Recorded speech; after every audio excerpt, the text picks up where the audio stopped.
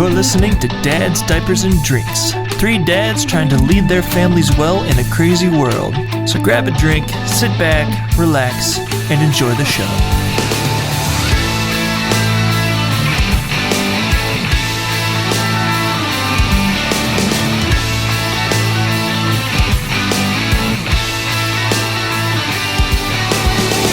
Hey everybody, welcome back to Dads, Diapers, and Drinks. I'm your host, Scott. And I'm Nathan. And I'm Jeff. You're listening to episode 31. That's right. Is it now? We're into our 30s. Into our 30s. We're a Yes. middle-aged man. Aw. No, I hope not. That's a bit depressing. Unless you're Bob Saget, You never know. who died yesterday at the age of 65. Did you not know That's that? rough. I did not know that. Wow. Bob Saget died yesterday. Man. Yeah. I was trying to So, remember it's what I actually depressing knew when you him start on a high from. note. What, Jeff? What do I actually know him from? Full House. Is that it? Yeah. Pretty much. That's all anyone knows him from. And he was a stand-up comedian. Never watched I Full think I'm House. thinking of something else. I thought he was on The Price is Right for some reason. Oh, he hosted game shows, not The Price is Right. Okay, it was game shows, though. America's Funniest Home Videos. Yes. Not game Oh, shows. that's how I know him from then. Yes. AFV. Yeah, AFE. Okay. Yeah. I was like, no way, because I know him and I never watched Full House. So I don't know what I'm missing same here. something in here that's not quite making it. AFV. We watched a fair bit of that growing up. Yeah. Good stuff. They didn't say cause of death. It was weird. He had tweeted like in the wee hours of the morning, like Saturday night, 3 a.m., which was Sunday. Like he had just finished a show and he looked totally healthy and things were fine. And then he just I heard there was like an just investigation dead. into his death too. I don't know. I didn't read any Interesting. news today. Initially, it said they didn't suspect drugs or foul play. Well, But Yeah. for someone to just drop dead after being totally healthy, it's a little suspect. weird. Yeah. It's either drugs or maybe he's had a heart attack. I don't know. Yeah. I mean, people drop dead sometimes. Sometimes it's just time to go. Yeah. You never know. Anyway, The fragility of life. so that's sad. On a positive note, we're drinking beverages. Yes, we are. I forgot what this is. This is It's the Black Velvet. This is the budget drink. The Black Velvet Canadian Yeah. whiskey. It's a blended Canadian whiskey. 8 years. That is my father-in-law's go-to. Oh, really? Yeah, I've had much Black Velvet. He always has a bottle of Black Velvet at home. It is a very relaxed beverage. It is not Yeah. aggressive. Not much going on there. Very It's relaxed. very tight. It's pretty decent for making mixed things, which is my Yeah. in-law family mixed drinks all the time. Mm-hmm. So it's good for mixed drinks with bourbons, Absolutely. which is what we use them for. It's enjoyable. I'm drinking my usual Glenmorangie 14. Enjoyable. Very nice. Fantastic. Very nice. I already chugged my coffee because I was falling asleep. So that's gone. But following it up with some scotch. That'll Yeah. help mellow me back out, I hope.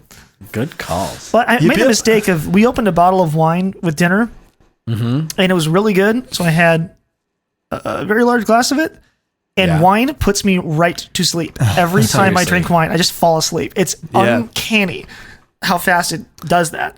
So I had some wine, and I was like, oh my goodness, it's 8 o'clock. I am drowsy. I'll never make it through a podcast if I'm already this tired. I know. So That happened to me yesterday. We spent the afternoon at my in-laws and we're playing board games and I had a few beers and then I got home, sat on the couch and I had intended to keep working on some mixes for a friend and I was like, I'm not getting off this couch.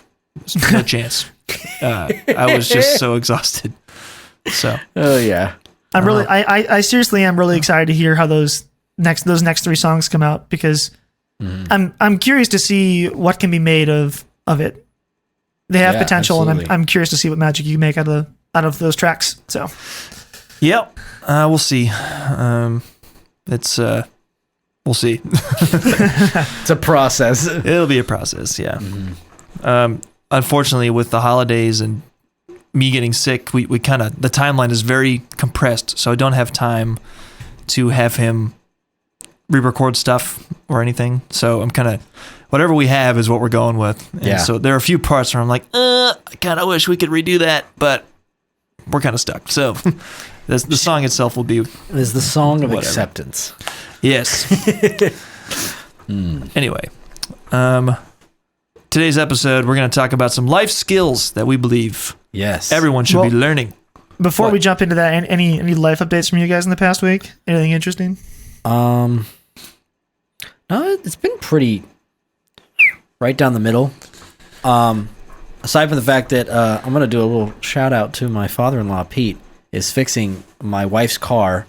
The fuel lines and the brake lines decided to fail literally right before we were about to go on our trip to North Carolina. Yeah. So You told that story. Yeah. So that whole process, so he is looking into it and it's being more than he expected, but he thankfully has the skills to be able to repair it.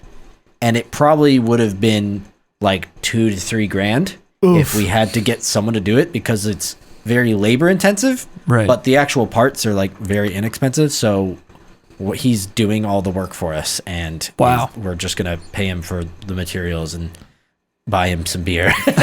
Materials and some beverages. Thank you, sir. You are literally saving our lives.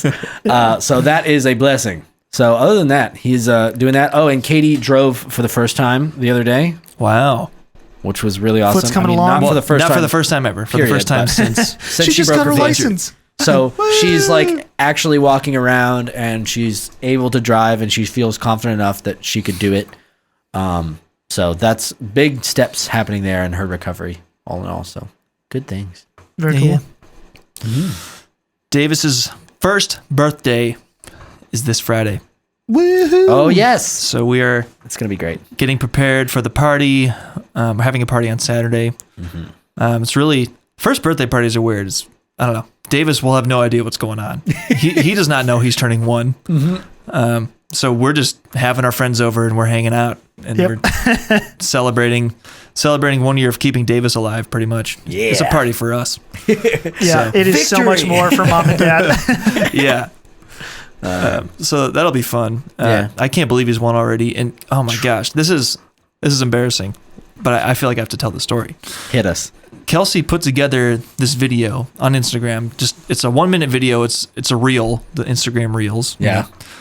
And it's just a compilation of pictures of Davis from when he was a newborn until now.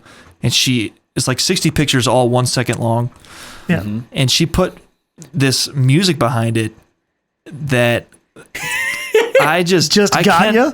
I cannot watch the video without sobbing, dude. It literally every time. Oh yeah. I can't. I try so hard to just watch it and disassociate my emotions, and I can't do it. It just the music and Oh, yeah. seeing my son growing throughout the duration of the video and all the adorable pictures we have of him and of my word. like me interacting with him and Kelsey interacting with him. It's like, instant tearjerker. And I Yeah, like it's it freaking unreal. broke me. Last night I like had a cry sesh for like 10 minutes. It's Dude, like I feel you. just let it all out. It was ugh. I don't know why that happens. Sometimes things do that to me. I feel like Yeah, Sometimes the emotions just come all out of me. So, you need like that emotional reset almost. yeah. Like, you know, Actually- like so, and that to have it be like a positive thing, like I can take that. At least it's not like a disaster in your life. No, I You felt. know? I mean, it kind of felt good afterwards. You know, it's like wow, I just released all this emotion, and now I'm like, huh. Yeah. I got all that out. So relaxed. So You know, yeah, like, life's been- I hate Google for many reasons, but Google Photos has a memories thing that they put a little compilation together for you, and on like Kelly's second birthday, because Google knows her birthday, even though I haven't put that anywhere, it figured it out. yeah. Do you know her birthday? Nope, but Google Google does. does. That's not creepy, but it put together a little compilation of memories with Kelly. Yeah. It also knows her name. You know how freaky. It's fine. If you want to get into Yeah. the weeds on how that works, Totally I fine. can explain it. But and so she gets this little collage of pictures of me and my daughter over her life, and I was like, "Oh, I just love it so much. It just makes me so happy. It's so crazy." I said this story when Kelly first got her first serious injury when she bit through her lip when she fell off a bed and like carved Yeah. her lip open. How I reacted so emotionally, like this really deep seated like fury is like the only word that comes to mind. I was just Yeah. I was ready. Like my daughter was hurt and in pain and in shock, and I was like ready to fight somebody if I was on some other level. There's no one to fight. Yeah. I was just in a kitchen with my family, but I was Protect like, my daughter. someone hurt my kid, I was gonna lose it. there's some crazy emotions that just appear when it comes to your kids that you just don't experience in any other context. It's so crazy. Yeah. And the first year of his life was, as you said early on in this podcast, Jeff, the highs are higher and the lows are lower. And seeing that video Kelsey put together, it was just a compilation of all the highs. And you just realize, holy cow. It's unreal. Being a dad is pretty amazing. So the lows are low. The lows are really pretty freaking low. The lows are low. But so he's teething right now. Yeah. We're really hoping that doesn't ruin the party. But Friday night, he just woke up. So I was up late gaming with you, Jeff. Yeah. We were playing Halo. I went to bed at 1. Nice. Davis wakes up at 2, screams from 2 to 4 because his teeth are killing him. And Rough. Kelsey and I are just switching off, like, all right, you hold him. I'll go try to get some more sleep. And then we switch, and it was horrible. So I got like 4 hours of sleep maybe Friday night. But yeah, that was pretty low. Then he does cute things the next day, and you're like, all right, kid, you're pretty cool. I was joking like with some of my friends I play League of Legends with, and one of them is, I think he's probably our age, maybe a year older than me, and he has a 3 or 4 month old son. And we were joking with one of our friends who was getting off at like 11:30. He's like, "Oh, it's late. I'm gonna go to bed." We're like, "Oh, it's late. What, are you gonna get your beauty sleep?" It's like, "Yeah, I always try to get 8 hours." And we just started laughing. We're like, "Dude, I've gotten 8 hours of sleep." I was like, "I've got 8 hours of sleep in 3 years." I don't sleep. What are you talking about? Yeah. You just deal with it. You become a parent. You just learn how to function. Luckily, before Davis's teething hit the high gears, he was sleeping through the night regularly, and I was getting 8 hours of sleep regularly. But then Halo Infinite came out. Your second child. That's right. My second child was born on November, whenever Halo Infinite came out. Yeah. So. Anyway, good life updates. Yeah, those are good. Now we're going to talk about essential life skills. Yes, and just life skills in general. I had a question to kind of start us off to you guys. Okay. Is there anything that you wished you were taught growing up that was not taught to you, be it by your parents or by school or anyone?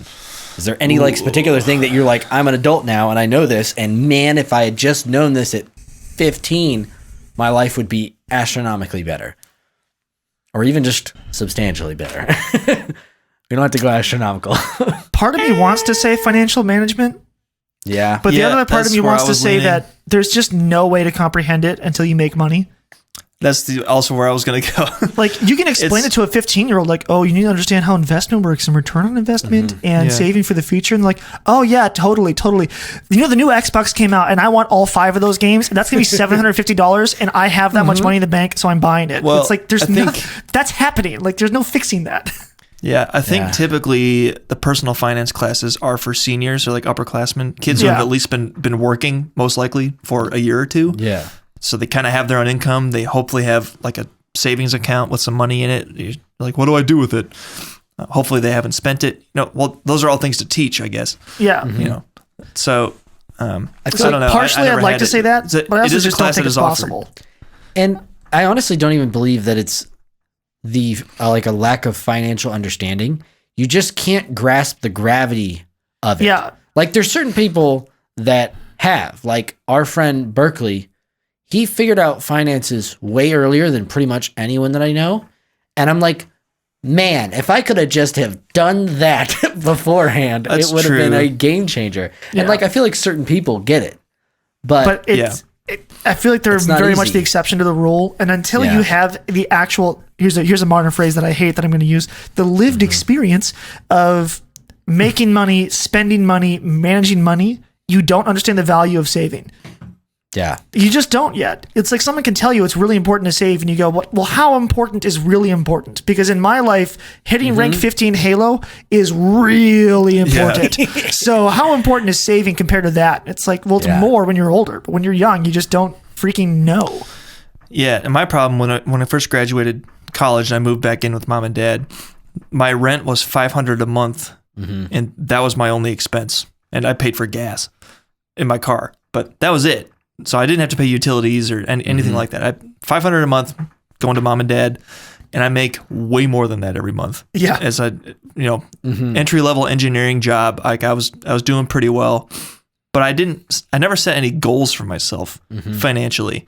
I had no idea what I wanted to do, so I was just kind of spending a lot of money. Bought new golf clubs, bought a computer, just bought a bunch of stuff that didn't mean anything because I didn't really have a plan. So that would have been good to have been taught. And I know mom tried, but sometimes you just can't learn from your parents. It doesn't land. You can't learn certain things from your parents because you just tune them out. I don't know. It's nothing against you, mom. I know you guys are listening now, but there's certain things that I'm just not going to be able to get from you. I have to hear it from someone else. And honestly, even sometimes not even hear it from someone else. There's certain things that I would not have learned unless I had hardcore failed at it. Like school of hard knocks all the way. Like I have to feel the pain and be like, this is why I will never do this again kind of scenario. Or doing house wiring with a hot circuit. Good morning. Yes. Hello. Did not know that was on. All I got to do that once to go, all right, I'm just going to turn off all the electricity in my house when I'm doing this. Yeah. There's that main circuit breaker. Bam. All dead. Yeah. We found that out in my house when we were doing a bunch of work here because whoever set up my breakers did it in I don't know what your phrase was, aggressive, I think. Not well.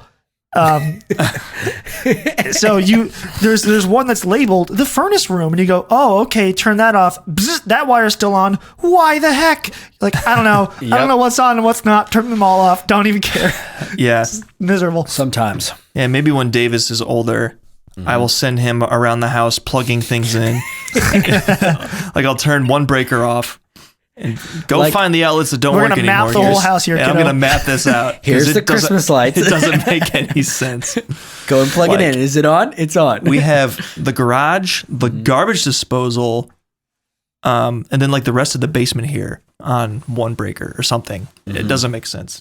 I think in, like electricians sometimes they do most of the work and then they're like, yeah, it doesn't matter. There's room here. Just good enough. In the case of this house, the electrician was Kelsey's grandpa, who also did the construction. He did it all himself. So he did very well, all things considered. But he did some things where you're like, you're not a professional at this, are you? You winged this part, didn't you?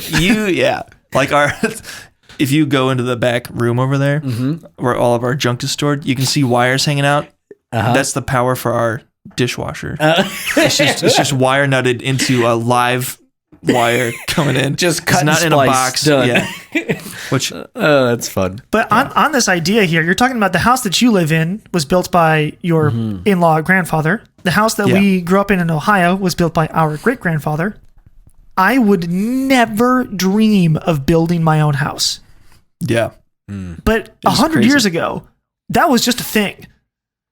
Yeah. People would just build houses, apparently, because there's multiple examples. So there's something, part of just modern living, that we don't seem to tackle as large of projects anymore. Not that I think the three of us on this show obviously have done a large amount of home improvement stuff and work on our cars and all those type of things. Like I think, I don't know if we're above average in the amount that we're willing to do at home, but from the people that I'm friends with, I think I do more, especially, I don't know, my house.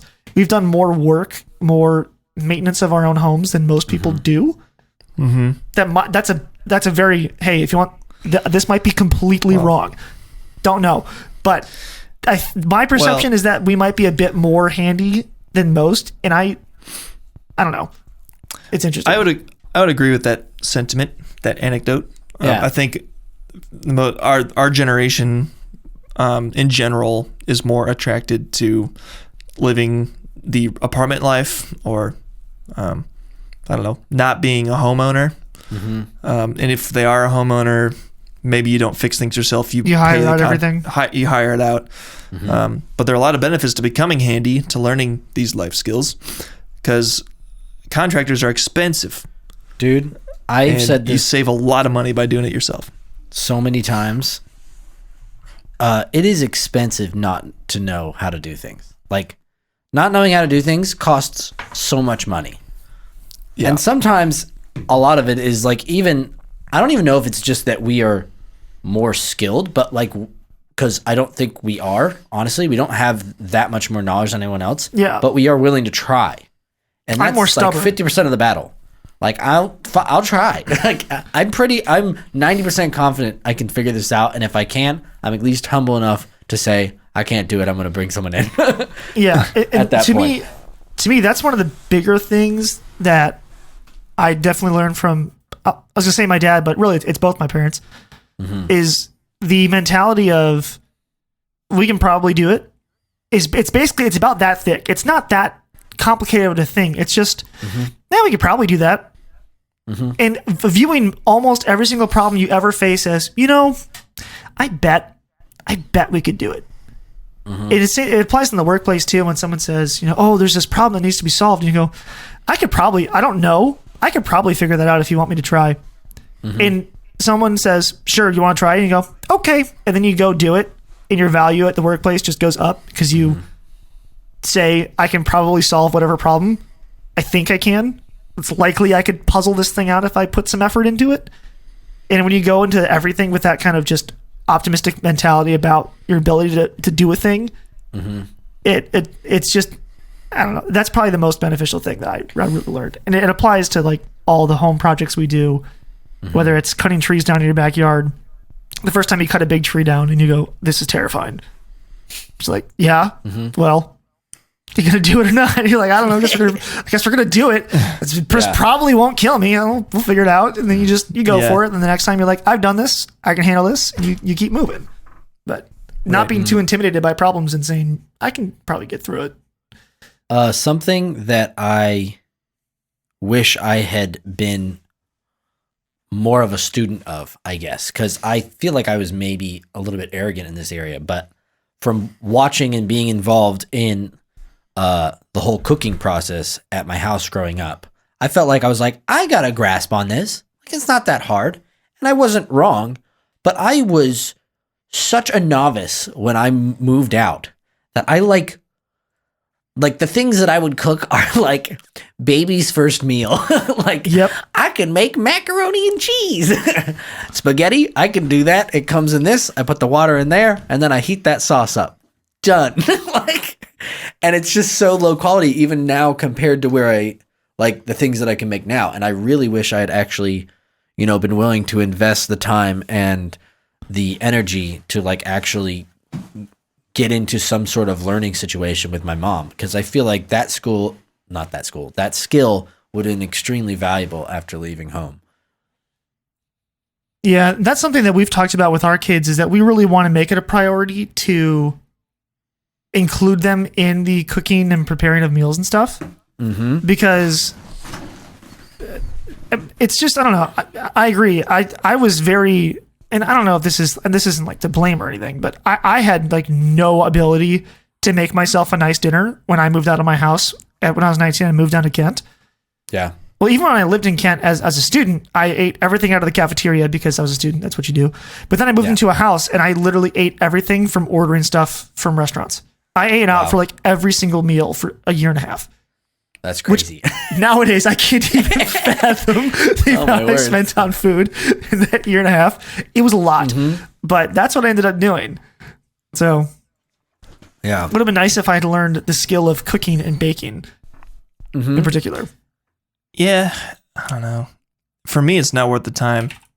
Well, that's the struggle I always have, is that you're like, it has to be worth what I'm getting out of it. Yeah. Which I feel like is the main problem when you're cooking at a certain level. But once you get above a certain thing, the quality you can make at home is actually better unless you're going to a very expensive restaurant. And so the juice is worth the squeeze at that point. Right. Yeah, because there are always lots of things I want to be doing in the evenings, and cooking is not one of them. Yeah. And it often takes me an hour to make and eat dinner, let alone clean up. You're looking at an hour and a half of your evening gone. I'm like, I could just swing by some other place, get takeout, and go on with my evening, and it costs more money. Yeah, but I regained a lot of my time. So it kind of depends on how you value your time. Yeah. But even just with the cooking process, like I grew up in a household where I set the table. I was part of the cleaning process. I was part of a lot of the standard household things that, you know, most people be like, oh, that's actually like the things that my mom did growing up, you know? She did the laundry and she did this and she did that. It's like, yeah, my mom did a lot of that, but she made a concerted effort to make me involved in it and my sister involved in it as well. Right.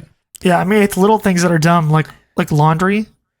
Yeah. We used to joke when Ellen and I were dating, she would come over to my house and walk into my basement and she would just go, I'm doing your laundry.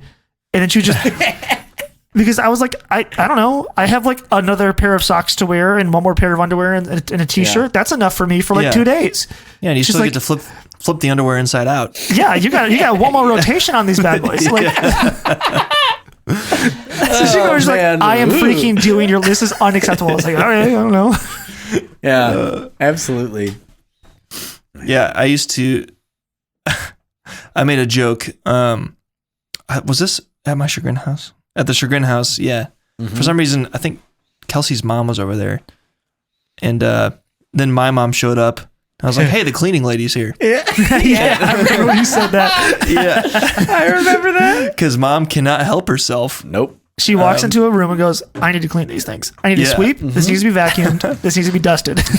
But I remember my mother-in-law, like we weren't married. Kelsey and I weren't married yet. She's like, you did not just say that. No, I didn't. I did say it. I was trying to make it funny. It's kind of a joke, you know. She does clean every time she's over here. Yeah. No, I the interesting thing is being older, you just look at that kind of stuff and you go, okay, I get it. To a certain extent, you're like, yeah, like my threshold is way higher than Katie's for cleaning as a whole. Like, it is way higher. But the thing is I do have a threshold, and if I do start cleaning, I can't I'm just gonna wipe down the counters, or I'll just put the dishes away. I'm like, no, everything's gonna be freaking clean because it bugs me at that point. Right. Well, I found if I'm gonna do a good job, it's gonna be a freaking good job. Right. The hardest part is starting. Yeah. But once I start, I'm like, you kind of get in that flow state. And you're like, I'm cleaning everything. You just get around the whole house, and absolutely. So that's kind of, that makes cleaning a little more fun, actually. If you you just kind of mindlessly do it.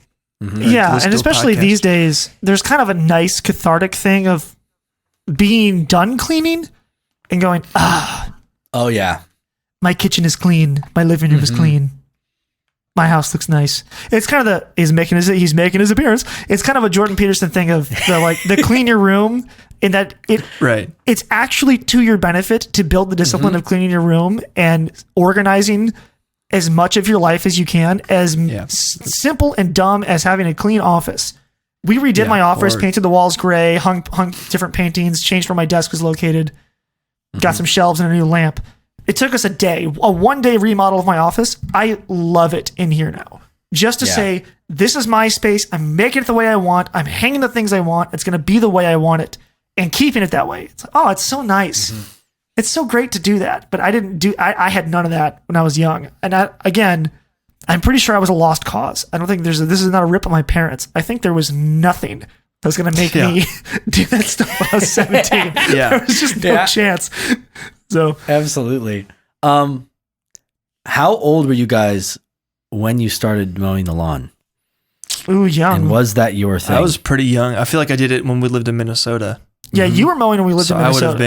I would have been younger than 12. Oh yeah, I was gonna say I was 10 years old. We had the tiniest little riding mower.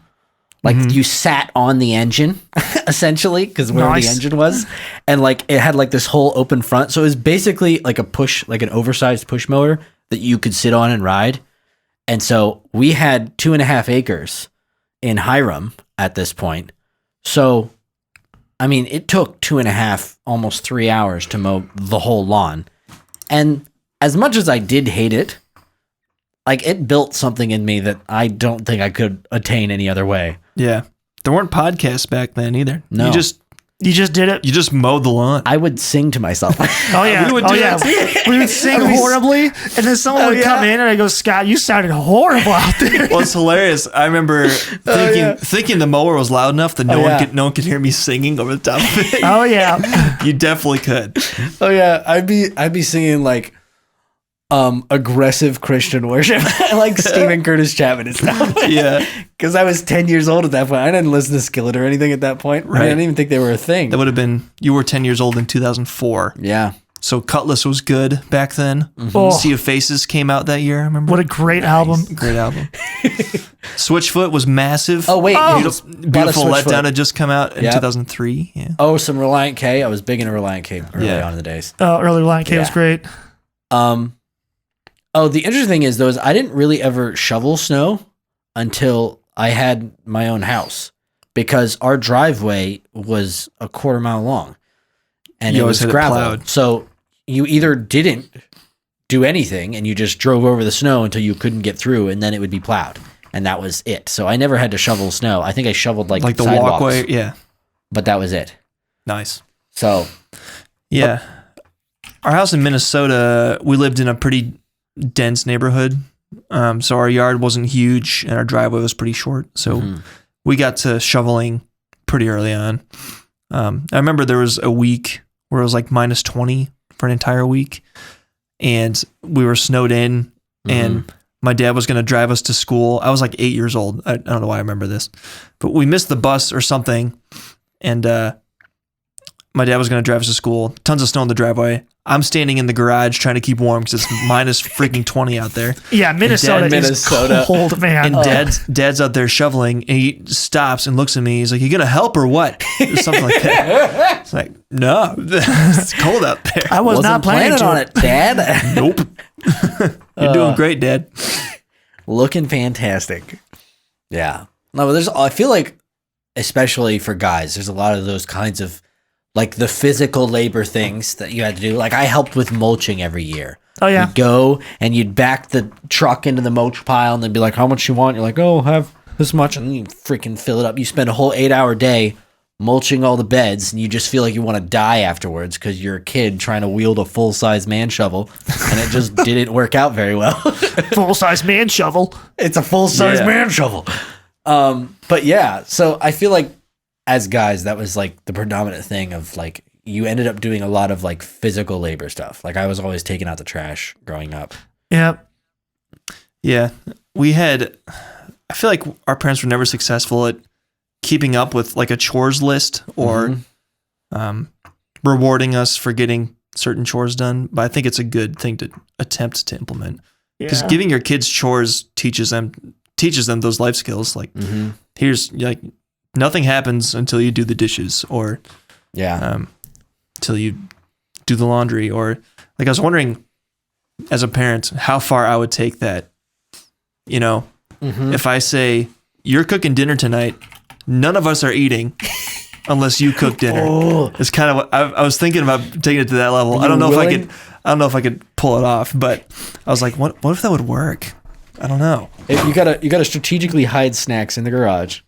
Oh, I'll be fine. Yeah. You're like, looks like I gotta go do some work on the car. I'll be outside. Right. Oh man. No, I feel like the difficulty is there's a lot of things that, school is gonna teach your kids. But I feel like there's this idea that's like, oh, okay, I send my kids to school and that's it. Or even more so, even from like a spiritual perspective, I'll just send my kids to Sunday school and they can learn about Jesus there. All right, now I'm just going to live life. And it's like, where did you get that from? Who told you that was correct?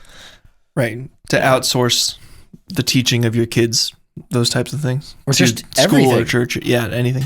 Yeah. Yeah.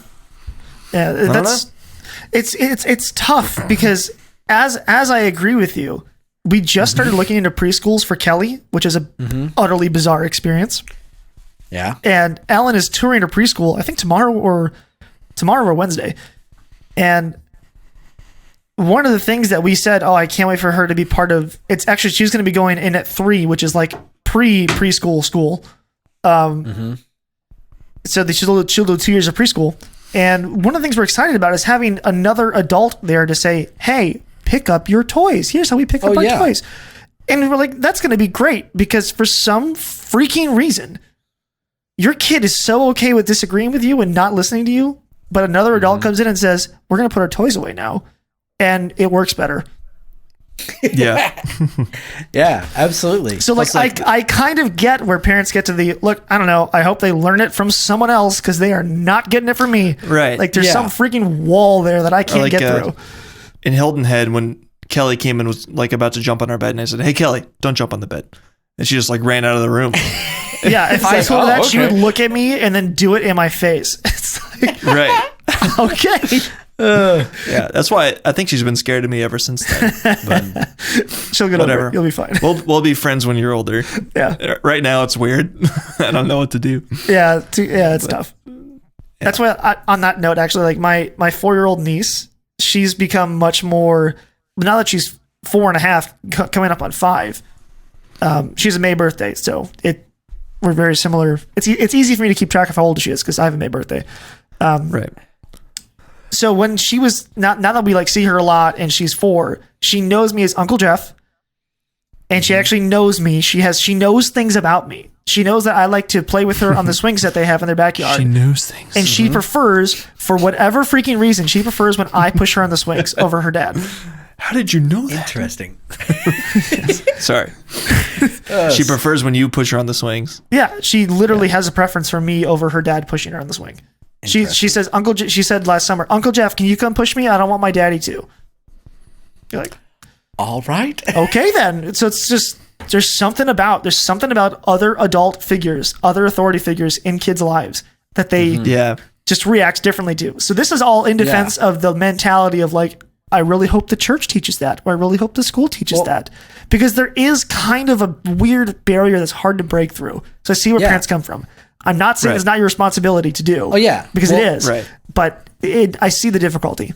Yeah, I completely understand what you're saying, and that is the opposite side of the coin. But it's the whole idea where your child's education and your child's spiritual growth is just like completely outsourced, and you're like almost to the point where there's parents that are angry that they need to assist their children in anything that is typically outside of the 4 walls of their house. It's like, what? I don't want to work on math with you. It's like, no, you are the primary one. This is you first. Like the teachers go and teach the kids, but fundamentally you are the support system. You have to reinforce everything that's going on. And that goes in with life skills, exactly like what you were talking about. It's like, yes, we need to learn to share. We need to learn to put our toys away. And it's like those outside influences are so important. Yeah, I think as parents, we are ultimately responsible for what our child ends up learning. Mm-hmm. So we need to make sure that even if we are outsourcing something, we are completely aware of what it is we are outsourcing. Absolutely. And when parents lose track of that, you end up with a school system that starts teaching insane stuff.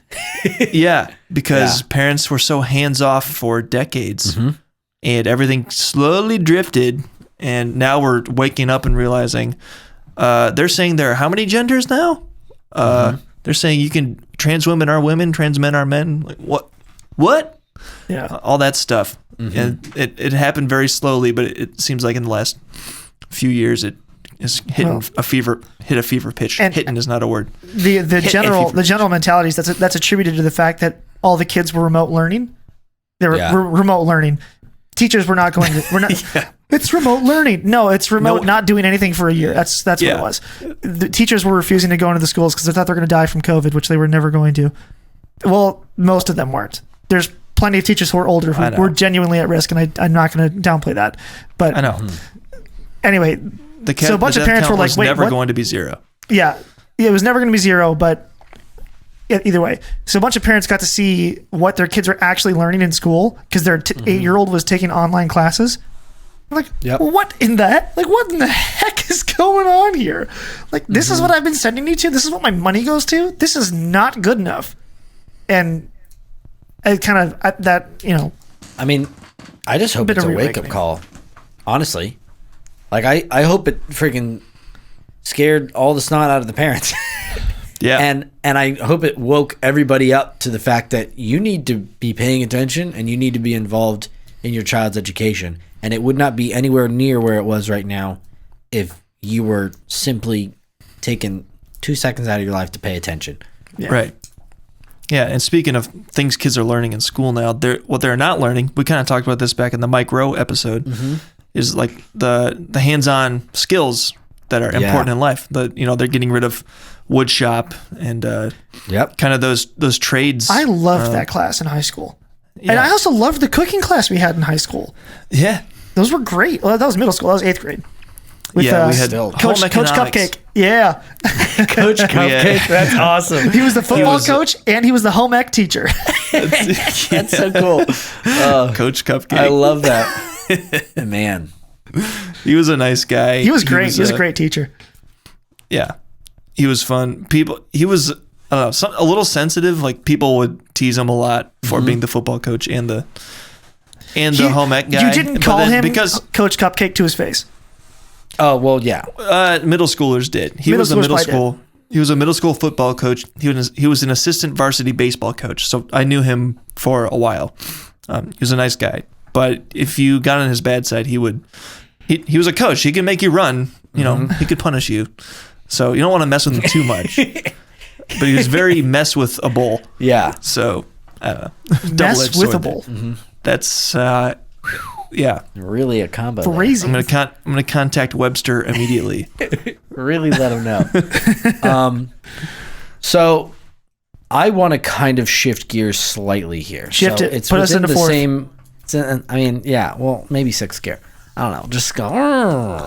Yeah, really bring it down. It kind of feels like you're not using the clutch pedal for the shift, but we're going 20 miles an hour. Yes. 6th gear. Hopefully we don't do that. But this is pertaining to what we're talking about, but specifically to boys and the raising of our boys. I don't have a boy yet, but the raising of your boys specifically. But something that I've always been very interested in and very passionate about is the whole concept of a rite of passage, which is something that has kind of fallen out of the Western culture altogether. Like the whole idea that there is a transition point specifically. I mean, there is obviously in girls' lives as well, but specifically for boys, there is a point where you shift from being a boy and you become a man. And this whole wave of adolescence as a whole has just been like generally pushed super hard and accepted as like, you're 20 years old. It's fine that you're still acting like a child. I recently had someone complain that they had to get their own health insurance because they were turning 27. 27? Well, that's because, that's right. It you ends can at still 26. Be on your parents at 26, yeah. It's like, oh, I'm sorry. Is this too... What? This is unacceptable. You're 27. So... Like, come on. Yeah. So in that, so basically, I was doing some research on this specific topic, and I kind of found this person. They kind of encapsulated it exactly for me, and I kind of did a rough draft on this. So bear with me if it doesn't make perfect sense, but we'll go over it. This is what I wrote down. So as boys begin to biologically, emotionally, and spiritually change, they reach the adult state where they no longer look to their mothers and women's to affirm them, but they desire the affirmation of older boys and older men. Unfortunately, boys have been getting the wrong message from the wrong sources. Existing around the world, there have been a variety of rituals in which boys are acknowledged as men. In these ceremonies, boys go through various tests to determine their readiness to accept their masculine responsibility. After the ceremony, boys are pronounced to be mature men of the community. The elders, I think I screwed that one up. Basically, mature men of the community by the elders. I just lost my headphones. Oh, I can't hear. It's okay. So by the community, I'm I have completely lost my point now. Tech problems just broke the brain. I know. Okay, you fixed it. I think you fixed it. Yeah, you did. Okay, thank you. Sorry for the technical difficulties, everybody. But essentially, by the elders of the community, they're Officially seen declared as men. reaching manhood. And the whole point of these rituals is the point of like building self-esteem in men and affirming them in masculinity and charging them to live responsibly as men in their communities and in their homes. And so this is just something that I've always been extremely passionate about, is the whole idea of a true point of transition and a ceremony of that for my son, if I do happen to have the joy of having a son, you know, at some point in my life. And I just think I kind of had multiple of these in my own life, where it's like there was different points where it was like there was a transition. But I think it's something that society as a whole would really benefit from, is an actual sort of ceremony to this. Like, I feel like high school you're graduation, officially responsible. Like, I feel like high school graduation is supposed to be that, but it did not feel like that at all to me. No. High school grad just does not mean much. It didn't feel like some big accomplishment. It didn't make me feel like I was an adult ready for the world. It felt like, yay, I'm done with school, was kind of the feeling. And I agree. We don't really have a good cultural, welcome. You are a young man, young woman of your community. We're excited for you to enter into the adult world. We didn't really have that. It kind of felt like, yay, we're done with school. And that was all I really got. I think something really cool that our dad did was, so we were in high school, the three of us were all part of a guy's Bible study / accountability group. And our senior year... All the graduating seniors. Those are unrelated. Yes, our dad, this is only while we were in high school. When all the seniors graduated, my dad would host, I'm going to misspeak here. It wasn't a Bible study. I guess it was like an event or like kind of like a Rite of Passage event where he would just give a talk about what it means to be a man. And, you're not in high school anymore. You're an adult now. And he gave us actual man cards. Like we all joke about, like, give me your man card. We literally have them. My dad made real man cards. Mine's still in my wallet. I've had it in my wallet for years now. Yeah. I lost the wallet that had it in it. It's just bullet points that say it's from a biblical perspective, like what it means to be a man. Yeah. So I thought that was really cool that our dad did that he saw it, he valued it enough to, take his time and host an event like that and to give a talk. And I think it was cool that he saw the importance of that. And that'll be something, it'd be great if we did for our kids as well, 18 years from now. Yeah. And I don't know, I just feel like if something like a stark contrast, and it's something that I have years to develop, but I actually really want to find out what that means to me personally. But basically have a stark contrast, or even like in the family, it's like, okay, you left a boy. We went on this specific guy's thing. I don't know, if it could be a camping trip, it could be whatever it is, but it's a specific event where you're specifically going. It's like, you're going to leave here a boy, and when you come back, you're going to be treated as if you're a man. You're going to have way more responsibility than you already have. I agree with this a lot. Hold on.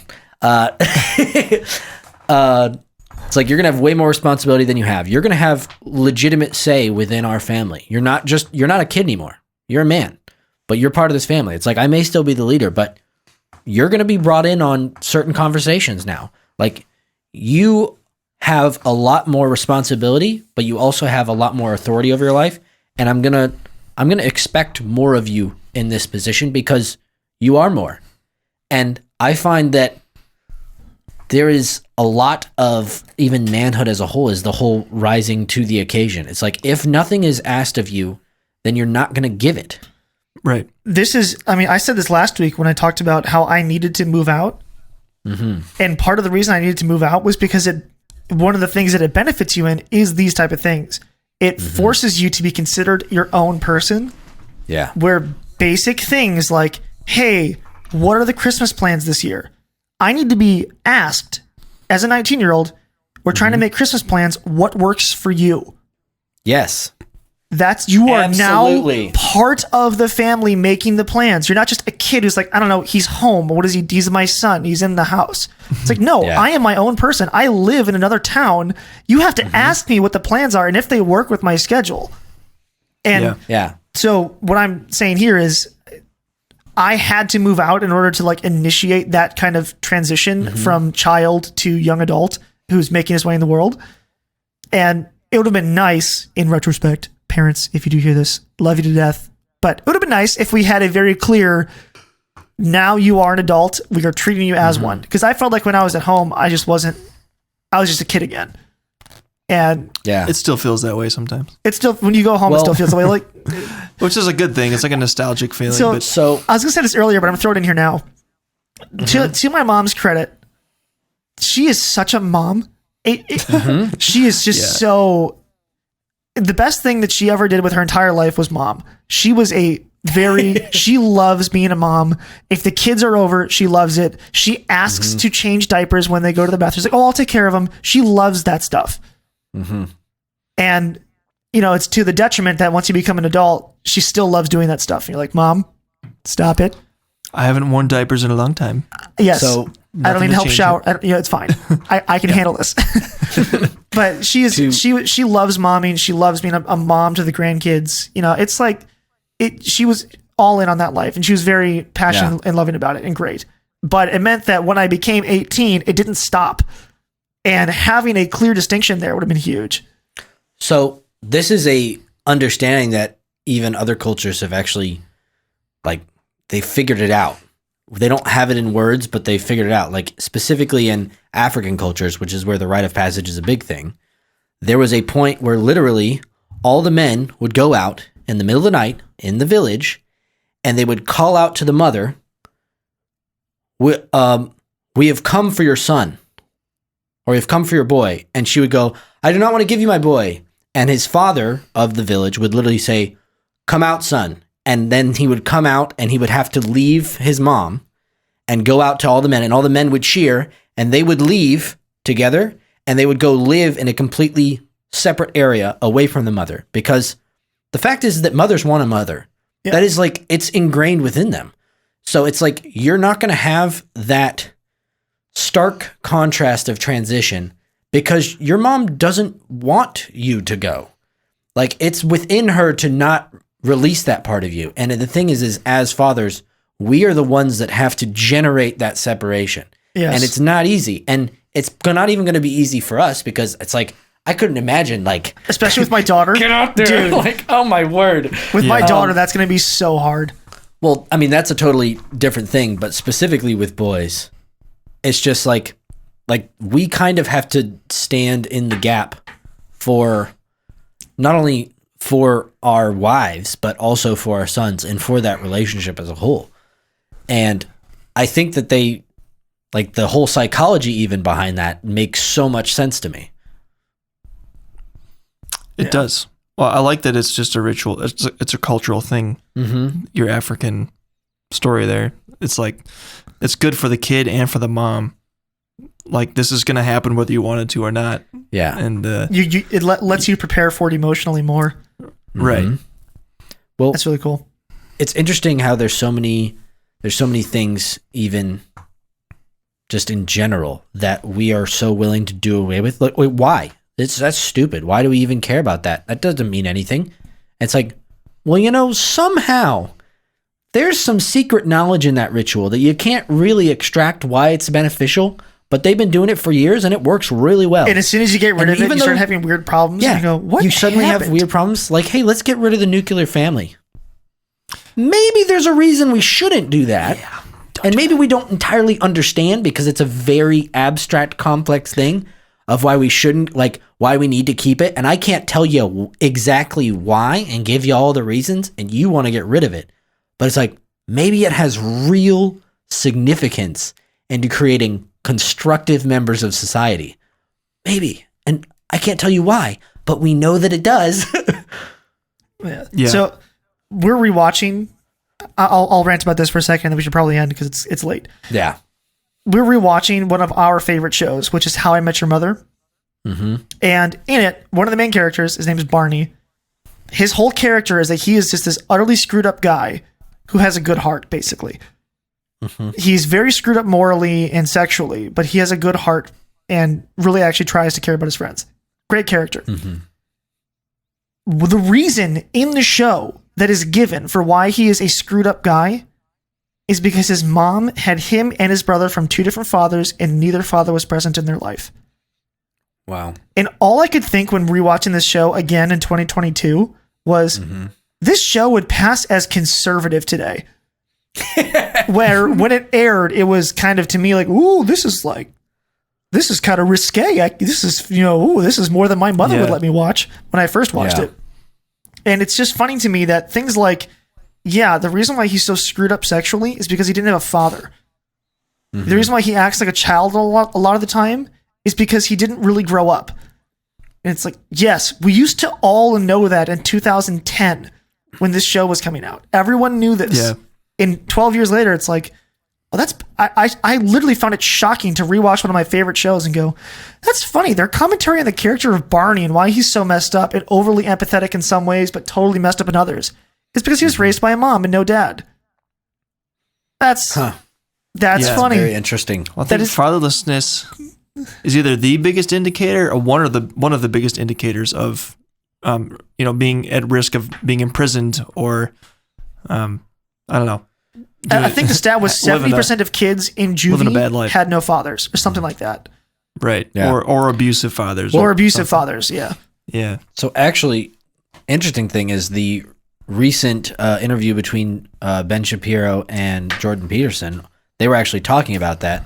Actually, no, I'm wrong. It was the podcast with Joe Rogan and Ben Shapiro.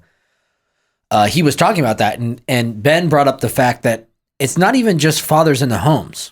It's whether or not there's fathers in homes in the community can have a stark decrease. If you have close friends' dads in your life, that's significant. Yes. Right. Just that alone will drastically affect. So it's like, even if, let's say you never have, let's say I never get to have a kid ever. It's like, if I could have impact in other boys' lives and other girls' lives, I could drastically change the course of their life just by being a good role model. Yeah. Yeah. Like, that's so much pressure and also so rewarding at the same time. It's that sense of community that, I think that sense of community, the thing that really destroyed it was social media, because it blew our communities up to too big to manage. Yeah. Which is where this little complex where the human mind apparently, there's studies about this, you can Google it. Like, you only have the capacity to really remember about 300 or 400 people, and anything beyond that, you just can't. Mm-hmm. Your mind cannot handle that many individual faces and names and memories. It just can't do it. There's a limit there. And that's because that's the size of community, really. It's like 100 people that you really know. And social media has just wrecked that. Where everyone is just in contact with way too many people all the dang time. And this sense of like, yes, I care about my neighbor's kids. Is lost because it's like, I don't know, there's kids, there's kids online, there's kids over here, there's kids in Minnesota that I follow, kids in Florida who I'm friends with. It's like, there's people everywhere. It's like, it used to be, even if you didn't have kids, there was kids in your area, there's kids in your schools, kids in your neighborhoods that you're part of the community, you help out. And I feel like that's really been lost because social media has just crushed it. Yeah. But that's a theory. There is no proof for that. That is a theory right out of my ears. So needless to say, I don't have all the answers now, obviously, but it is something that I am very passionate about. And I think that it is one of the more life skills things that has just kind of gone by the wayside. And I think is a lot more impactful than we give it credit for as a whole. Yeah. So, yeah. All right. Well, I think we can wrap that one up, Yeah. Thanks for listening, everybody. Yeah. We kind of talked about the thing we said we were going to talk about. I mean, we definitely did. No, we did. Absolutely. We did, I think. Jeff, you're making us second guess ourselves. What are you talking about? I don't even remember what the topic was. I liked where it ended, but I don't remember where we started. Yeah, I got some feedback from my friend Nate. Mm-hmm. So he was tuned into the live stream a minute ago. And What? Tremendous. We had a viewer. Yeah, it's because while we were recording, I actually did an Instagram story. Oh, for cool. Dead I Zombies and actually Things. mistyped hello chat and wrote hell It chat. says hell chat, yes. Sup, Hell Chat? Welcome to the hell chat. Welcome to Hell Chat.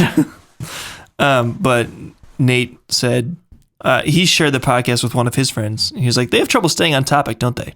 And Nate said, yeah, they do, but it's fun. Or something like that. Like he defended us. But that was someone's observation, is that we wander a lot. As long as the wandering makes sense, then who cares?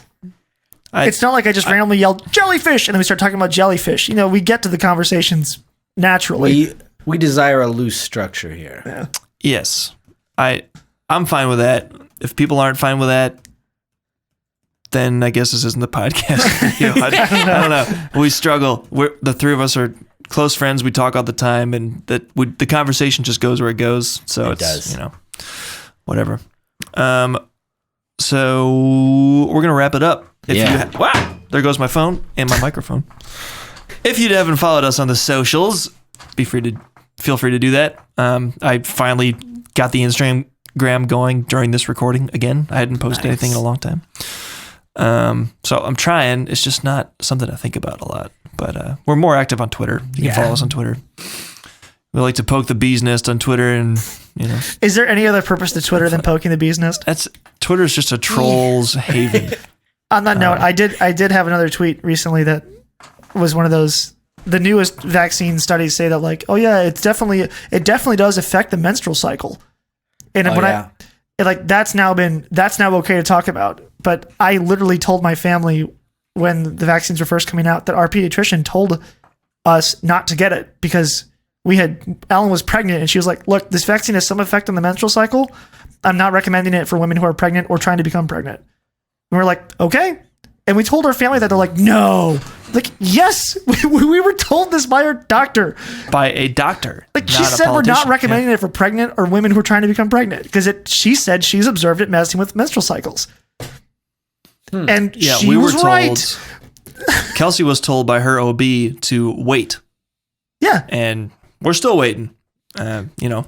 And it looks like not saying it was the right choice, but it might have been. Well, we had a Davis, and we're still okay. We had a Davis. We've both had COVID now. And maybe if you had the vaccine, you wouldn't have been sick for nearly as long or as bad. Yeah, but I don't know. It's true. Now that everyone's with the vaccines still getting sick with Omicron, you know, I am seemingly avoiding all of that since I got hit hard a month and a half ago. I've been fine since then. So I don't know. It seems like I've got some natural immunity, and I didn't have to get sick from getting the vaccine that a lot of people had to deal with. So I don't know, guys. I'm just do what you want. Okay? Just me. That's how it should have been from the get-go. Read the stuff. Do what you want. Informed consent. That is what is missing. Yes. When there's misinformation out there, there's no way I can consent to anything. And I said that on a previous episode where I'm pretty much confused to inaction. Yeah, that's definitely an accurate feeling. Yeah, I don't know what to believe. I'm just living my life. I don't know how dangerous this crap is. Whatever. Anyway, I didn't mean to go on a COVID rant there. Rant over. Yeah. Anyway, we're on social media. Twitter is at the DDD Pod, I believe. Mm-hmm. Is that our handle? Sounds accurate. I think so. If you search Dad's Diapers and Drinks, you can find it. Anyway, Nate, you're still here. You are a true fan, dude. Yeah. Welcome to the end. We're glad you're here. And it's a real conversation. You're a real conversation, right. Nate. We need to have him back on sometime as well. Absolutely. We do have the next big chunk of episodes planned out, so we will. We're prepared. We're prepared this time. Absolutely. Coming in hot with 2022. Oh, he says can't wait to be back on. Terrific. Nice. This is fun, guys. We're live. We have a viewer. He's a friend, but he's watching. All right, but now I'm going to turn it off. So, sorry, Nate. Gotta go. All right. Thanks for listening, everybody. Yeah. We'll talk to you next week. Bye. Cheers.